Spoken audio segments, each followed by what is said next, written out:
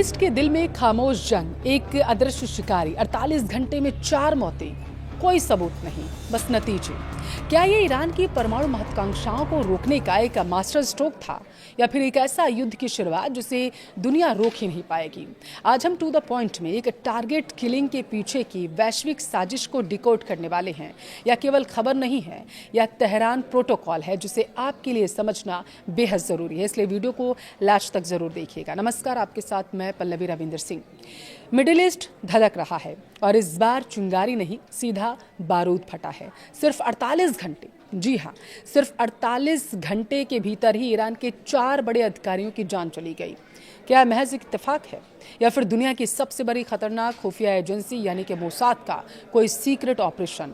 आज हम आपको बताएंगे कि कैसे ईरान के अंदर घुसकर टारगेट किलिंग की जा रही है, कैसे एक परमाणु वैज्ञानिक को बीच सड़क पर गोलियों से भून दिया गया, और कैसे एक टॉप IRGC कमांडर की संदिग्ध सड़क हादसे में जान चली जाती है।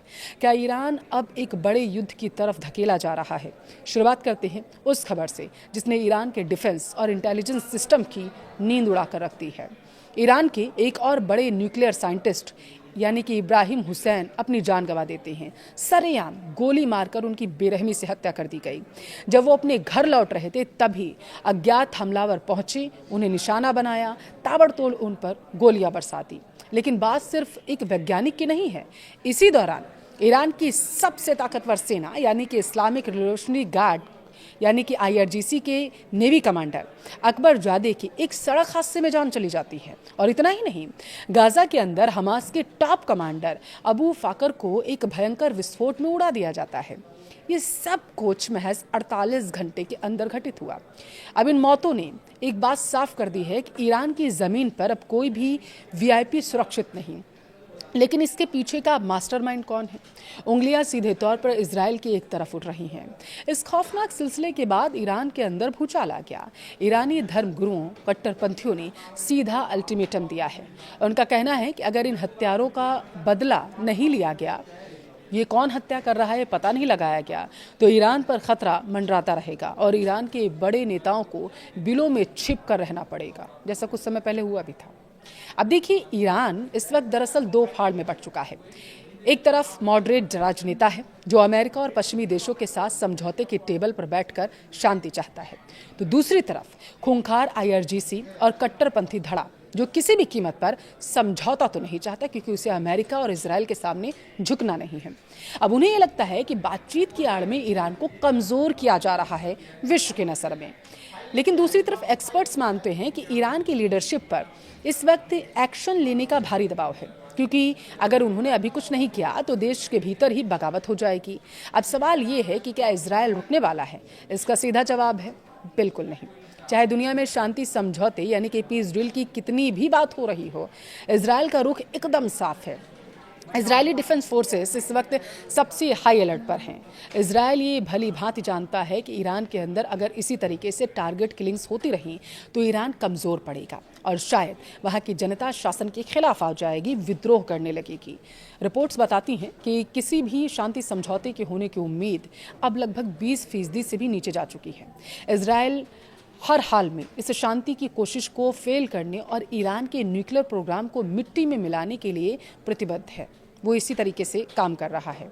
अब आप समझिए, दावा ये किया जा रहा है कि अमेरिका नहीं चाहता कि मध्य पूर्व में कोई पूर्णकालिक युद्ध जो है वो छिड़े, यानी ऑल आउट वार जो है वो हो, ये नहीं चाहता। ग्लोबल इकोनॉमी और तेल की कीमतों पर इसका सीधा असर पड़ेगा। इसलिए वॉशिंगटन ने एक कूटनीतिक दांव चला। ईरान को अपनी आक्रामकता रोकने और टेबल पर आकर बात करने का उसने वक्त दे दिया, 60 दिन का वक्त दिया। लेकिन इस पूरी कहानी में इजराइल है जो इस शांति समझौते से खुद को अब ठगा हुआ महसूस कर रहा है। इजराइल अमेरिका का सबसे करीबी सहयोगी आज अमेरिका से ही सबसे ज्यादा नाराज है, और यही नाराजगी इस रुके हुए युद्ध को किसी भी पल एक महायुद्ध में बदल सकती है। सवाल तो ये है कि इजराइल अमेरिका से खफा क्यों है? इजराइल का दरअसल मानना है कि जब जब उसने अपने सबसे बड़े दुश्मन यानी कि ईरान की कमर तोड़ने की कोशिश की, जब जब उसने तैयारी की, अमेरिका ने कूटनीति के नाम पर उसके हाथ और पैर दोनों बांध दिए, मुंह भी बांध दिया, क्योंकि ज़्यादातर तो ट्रंप ही आकर के बयान दे रहे थे। अब इजरायली लीडरशिप के लिए ईरान का न्यूक्लियर प्रोग्राम और उनके प्रॉक्सी गुट यानी हमास और हिजबुल्लाह कोई राजनीतिक मुद्दा नहीं है, बल्कि यह उनके अस्तित्व का सवाल है। इजरायल को दरअसल लगता है कि अमेरिका द्वारा ईरान को दिया गया यह समय दरअसल ईरान को अपनी सैन्य ताकत दोबारा जुटाने और अपनी न्यूक्लियर साइट्स को और गहरे बंकरों में छिपाने का मौका दे रहा है। व्हाइट हाउस से बार बार संदेश आ रहे हैं, रुको हम बात कर रहे हैं, लेकिन तेल अवीव में बैठे सैन्य कमांडर्स का धैर्य अब जवाब दे रहा है। इजरायल को साफ लगने लगा है कि अमेरिका अपनी राजनीतिक मजबूरियों के चलते ईरान पर कोई कड़ा एक्शन नहीं लेगा और यहीं से जन्म लेता है खौफनाक प्लान बी।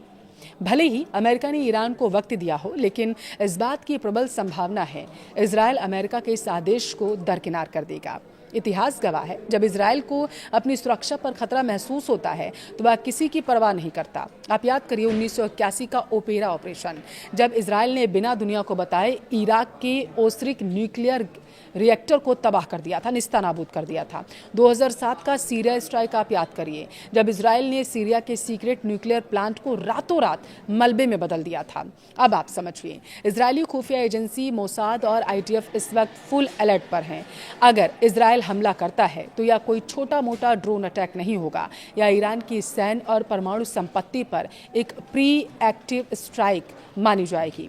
इजरायल का मकसद साफ है, ईरान को परमाणु बम बनाने से पहले हमेशा के लिए अपाहिज कर दिया जाए, भले ही इसके लिए उसे अकेले ही क्यों ना लड़ना पड़े। वो परमाणु बम नहीं बनाने देना चाहता ईरान को। अब सोचिए, अगर इजरायल ने वाशिंगटन की मर्जी के खिलाफ जाकर आज रात या किसी भी दिन ईरान पर हमला कर दिया तो अंजाम क्या होगा? ईरान का पलटवार। दरअसल ईरान अपने हजारों बैलिस्टिक मिसाइलों का मुंह सीधे इजरायल की तरफ खोल देगा। अमेरिका किस मजबूरी से जूझेगा वो देखिए। इजरायल भले ही अमेरिका की बात न माने, लेकिन अगर ईरान इजरायल पर पलटवार करता है तो अमेरिका को अपने सहयोगी को बचाने के लिए युद्ध में कूदना पड़ेगा। ग्लोबल इम्पैक्ट क्या होगा इसका वो समझिए। स्ट्रेट ऑफ हॉर्मुज ब्लॉक हो जाएगा, जहां से दुनिया का 20% तेल जाता है। तेल की कीमतें आसमान छूने लगेंगी, ग्लोबल मार्केट क्रैश हो जाएगा। इसके अलावा इजरायल यह बात अच्छी तरीके से जानता है कि अगर यह युद्ध की चिंगारी लगाता है तो अमेरिका चाहकर भी उसे अकेला नहीं छोड़ेगा। इजरायल इसी कूटनीतिक मजबूरी का फायदा उठाना चाहता है। अमेरिका द्वारा ईरान को दिया गया समय इजरायल के लिए एक टाइम बम की तरह है, वो तैयारी कर रहा है। व्हाइट हाउस में बैठकर जो बाइडेन प्रशांत शांति की उम्मीद कर रहे थे और डोनाल्ड ट्रंप लगातार इस पर बात कर रहे थे, लेकिन यरूशलेम की वॉर रूस में आपने देखा था, वॉर रूम में नक्शे बिछाए जा चुके थे और फाइटर जेट्स में फ्यूल भरा जा रहा था। क्या कूटनीति इस महायुद्ध को टाल पाएगी, या फिर इजरायल की अमेरिका से यह नाराजगी मध्य पूर्व को एक ऐसी आग में झोंक देगी जिसे बुझाना किसी सुपर पावर के बस में नहीं होगा। फिलहाल युद्ध रुका जरूर है, लेकिन खत्म नहीं हुआ। घड़ी की सुइयां टिक टिक कर रही हैं, दुनिया बस अपनी सांसें रोके है। माना जा रहा है कि ईरान के अंदर घुसकर उसके टॉप अधिकारियों को मार गिराना सिर्फ एक ट्रेलर है। ये टारगेट किलिंग्स कोई आम घटना नहीं, बल्कि एक बड़े ज्वालामुखी के फटने से पहले का संकेत है। ईरान पर बदले का प्रेशर है। इजरायल पहले से उंगली ट्रिगर पर दबाए बैठा है। क्या मिडिल ईस्ट में एक ऐसा युद्ध शुरू होने वाला है जिसकी आग पूरी दुनिया को अपनी चपेट में ले लेगी? आपको क्या लगता है, क्या ईरान सीधा पलटवार करेगा या फिर कोई छुपी हुई रणनीति अपनाएगा? अपनी राय कमेंट में जरूर दें।